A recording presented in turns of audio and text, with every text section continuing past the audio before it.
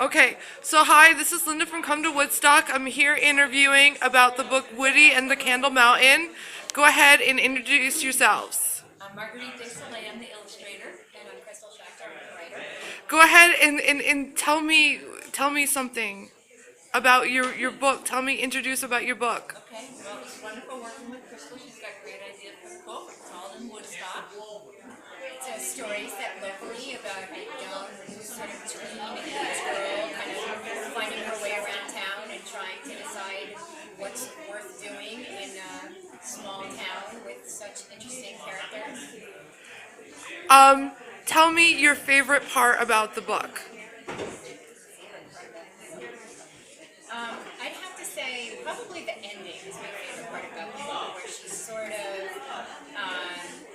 takes everything she went through and learned in one day and really just kind of like incorporates it in this one sort of quiet moment. I think that's probably my favorite thing. Tell me what the two of you learned about collaboration with each other. That communicating clearly was good, and being okay with revisions was good, and being respectful of each other's gifts was really good, and having a sense of humor was the best. Tell me what you like about having this being the subject of Woodstock.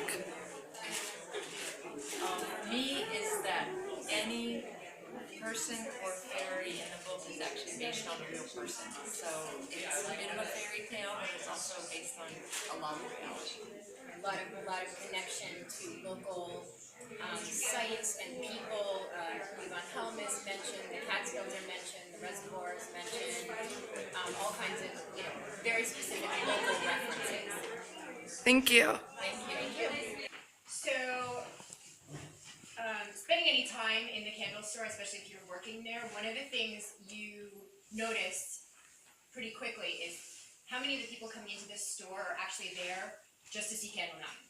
It's like a tourist attraction. People are coming through. I mean, we get plenty of people shopping, don't get me wrong, but a lot of people are really there to see it. They haven't seen it. It's been there for 45 years at this point. So they saw it when they were a kid, and they remember when it was this big, or they remember when they were on a date and they came by and saw it, or they want to show their children, or a friend told them about it. So you've got all this traffic coming through the store of people that are specifically there to see this thing. And a lot of them come through with their own stories about it. Everyone has their legend of the Candle Mountain, some of which are pretty funny, most of which aren't true at all, some of which are kind of close. So people you could overhear them telling their friend the story. It was started at the Woodstock concert, right, back in 1969. Someone started in a tent, or it's never been put out in 45 years, never gone out.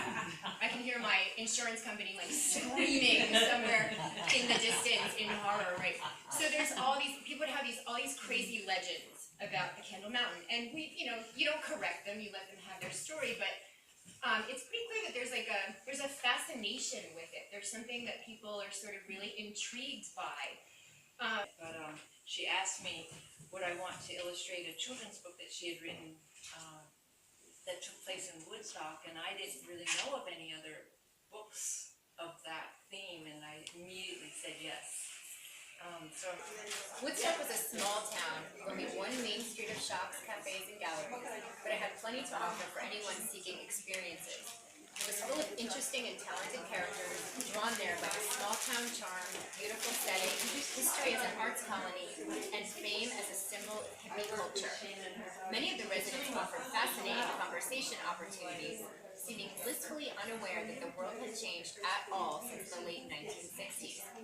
Protesting was a local pastime, and Woody often imagined that each Woodstock home had a spare closet devoted to pre-made protest signs just waiting for their moment to arrive.